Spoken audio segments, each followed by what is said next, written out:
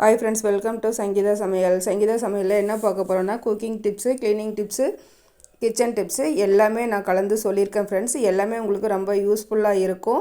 தயவுசெய்து வீடியோவை ஸ்கிப் பண்ணாமல் முழுமையாக பாருங்கள். அப்போ தான் நான் சொல்கிறது எல்லாம் உங்களுக்கு புரியும். வீடியோவை பார்த்துட்டு நீங்கள் உங்களுக்கு பிடிச்சிருந்தா லைக் பண்ணி, ஷேர் பண்ணி, கமெண்ட் பண்ணுங்கள், சப்ஸ்கிரைப் பண்ணுங்கள், உங்கள் ஃப்ரெண்ட்ஸுக்கும் ஷேர் பண்ணி சப்போர்ட் பண்ணுங்கள். இப்போ வாங்க ஃபஸ்ட்டு டிப்பு என்னென்னு பார்க்கலாம். ஃபஸ்ட்டு டிப்பு என்னென்னா, நான் தோசை தவா புதுசாக வாங்கியிருக்கேன். அதில் இருக்க ஸ்டிக்கர் நம்ம எடுக்கிறது எப்படின்னு பார்க்கலாம். இந்த மாதிரி லைட்டாக நீங்கள் ஸ்டவ் ஆன் பண்ணிவிட்டு பின்பக்கமாக லைட்டாக சூடு பண்ணிவிட்டு இந்த மாதிரி ஒரு கத்தி வச்சு நீங்கள் லைட்டாக எடுத்திங்கன்னா சூப்பராக நம்ம எடுத்துடலாம். இப்போது அந்த ஸ்டிக்கர் எடுத்து ரிமூவ் பண்ண பின்னாடி அந்த பசை அதில் ஒட்டி இருக்கும் தோசை தவாவில். அதை நம்ம எப்படி க்ளீன் பண்ணலாம் அது இல்லாமல் அப்படின்னு பார்க்கலாம். பாருங்கள், வெள்ளை கலரில் ரவுண்டாக இருக்குது. அதை ரிமூவ் பண்ணுறதுக்கு 2 சொட்டு குக்கிங் ஆயில் நீங்கள் அதில் விட்டுருங்க. விட்டுட்டு ஒரு டிஷ்யூ பேப்பரு இல்லை காட்டன் கிளாத்து வச்சு நீங்கள் ஈஸியாக க்ளீன் பண்ணி எடுத்துடலாம். இதுக்காக நீங்கள் ப்ரஷ் வச்சு க்ளீன் பண்ணணும், தேய்க்கணும் அப்படிங்கிற அவசியமே இல்லை. எவ்வளோ சூப்பராக நம்ம க்ளீன் பண்ணி எடுத்துட்டோம் பாருங்கள். சூப்பராக இருக்குது. இந்த டிப்ஸும் உங்களுக்கு கண்டிப்பாக பிடிச்சிருக்கும். இப்போ வாங்க 2வது டிப்ஸ் என்னன்னு பார்க்கலாம். நம்ம ஒரு மிக்ஸி ஜார் எடுத்துக்கலாம். மிக்ஸி ஜாரில் நம்ம ஒரு மசாலா பேஸ்ட்டு அரைச்சிருப்போம். சிக்கன், ஃபிஷ்ஷு, மட்டன் எதுக்காவது ஒன்று நம்ம மசாலா அரைச்சிருப்போம். அந்த மாதிரி அரைச்சிட்டு நம்ம ஸ்வீட் ரெசிபி செய்கிறதுக்கு சுகர் சர்க்கரை போட்டு அரைப்போம். அரைச்சோம்னா அதில் மசாலா வாடை வரும்.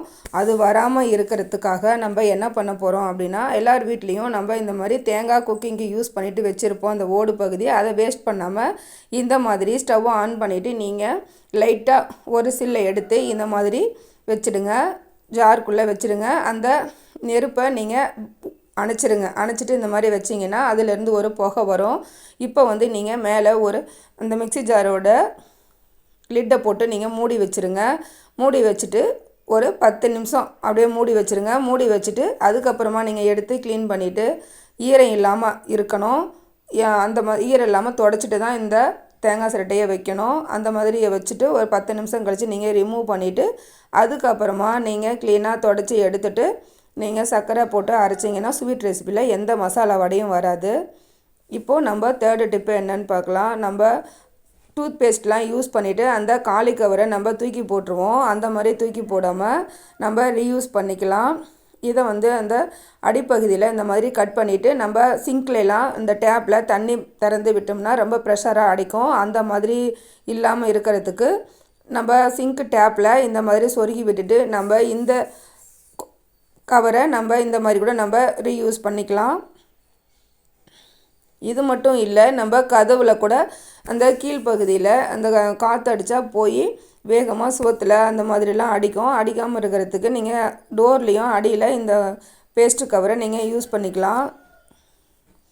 இப்போது 4th டிப்பு என்னன்னு பார்க்கலாம். நம்ம வீட்டில் பருப்புலாம் நம்ம யூஸ் பண்ணுவோம். கடலை பருப்பு, உளுத்தம் பருப்பு, பருப்பு, எந்த பருப்பு நம்ம யூஸ் பண்ணாலும் அதில் சில சமயம் வண்டு வந்துடும். அதுக்கு நம்ம லைட்டாக கடாயில் போட்டு வறுத்தும் நம்ம பாக்ஸில் ஸ்டோர் பண்ணி வச்சுக்கலாம். இன்னொரு மெத்தட் என்னென்னு பார்த்தீங்கன்னா, இந்த ஏலக்காய் 2 எடுத்துக்கோங்க. ஏலக்காய் 2 எடுத்துகிட்டு ஒரு டிஷ்யூ பேப்பரில் வச்சு இந்த மாதிரி நல்லா மடித்து விட்டுருங்க.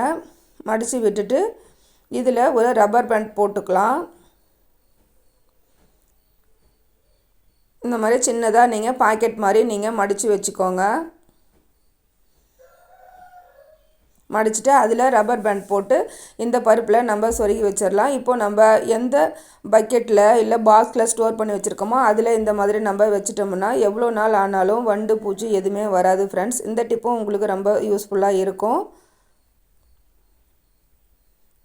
இப்போது என்ன பார்க்க போகிறோம் அப்படின்னா, நம்ம சீப்பில் தலை சீவிர சீப்பில் நிறைய அழுக்கெலாம் இருக்கும். அது நம்ம ஈஸியாக ரிமூவ் பண்ணுறதுக்கு ஒரு ப்ரஷ் வாங்கிக்கோங்க. நான் புது ப்ரஷ் தான் நான் வச்சுருக்கேன். நீங்கள் பழைய ப்ரஷ் இருந்தாலும் எடுத்துக்கோங்க. நம்ம க்ளீன் பண்ணுறதுக்கு இதில் அந்த விளக்கமாரில் இருக்கிற குச்சியில் நம்ம யூஸ் பண்ணுவோம். அந்த மாதிரிலாம் நம்ம யூஸ் பண்ணாமல் இந்த மாதிரி ப்ரஷ்ஷை வச்சு நம்ம ஈஸியாக க்ளீன் பண்ணிக்கலாம். சீப்பு மட்டும் இல்லை ஃப்ரெண்ட்ஸ், இந்த ப்ரஷ்ஷை வச்சு நம்ம சீப்பு, அப்புறம் நம்ம சின்ன சின்ன ஸ்டோரேஜ் பாட்டில்லாம் வச்சுருப்போம். அந்த பாட்டில் பகுதி கூட நீங்கள் லைட்டாக ஹீட் பண்ணிவிட்டு ப்ரஷ்ஷை வளைச்சி கொடுத்து அதை கூட நம்ம ஈஸியாக க்ளீன் பண்ணிக்கலாம். அப்புறம் கேரட், பீட்ரூட்லாம் திருவுறோம் இல்லையா, அதுவும் நம்ம ஈஸியாக க்ளீன் பண்ணிக்கலாம். பழைய ப்ரஷ்ஷை வச்சு நம்ம குக்கிங் பொருளை நம்ம க்ளீன் பண்ணாமல் இந்த மாதிரி ஒரு புது ப்ரஷ் நம்ம வாங்கி வச்சுட்டு க்ளீன் பண்ணோம்னா ரொம்ப யூஸ்ஃபுல்லாக இருக்கும். நமக்கு இந்த கார்னர் பகுதியில் இருக்க அழுக்கெல்லாம் ஈஸியாக வந்துடும். இந்த மெத்தடில் தான் நான் யூஸ் பண்ணிகிட்ருக்கேன். இது மட்டும் இல்லை, நம்ம பஜ்ஜி சீவிர கட்டையும் நம்ம அதே மாதிரி நம்ம இந்த கார்னர் பகுதியில் இருக்க அழுக்கெல்லாம் இந்த ப்ரஷ்ஷை வச்சு நம்ம ரிமூவ் பண்ணி எடுத்துக்கலாம். அவ்வளோதான் ஃப்ரெண்ட்ஸ். எல்லா டிப்ஸுமே உங்களுக்கு ரொம்ப பிடிச்சிருந்தா லைக் பண்ணி ஷேர் பண்ணி சப்போர்ட் பண்ணுங்கள். சப்ஸ்கிரைப் பண்ணுங்கள், ஷேர் பண்ணுங்கள், பெல் ஐக்கானை கிளிக் பண்ணுங்கள். இது வரைக்கும் என் வீடியோவை பொறுமையாக பார்த்த அனைவருக்கும் மிக்க நன்றி ஃப்ரெண்ட்ஸ். மீண்டும் இதே மாதிரி இன்னும் ஒரு நல்ல பதிவில் உங்களை சந்திக்கிறேன். Bye friends. தேங்க்யூ.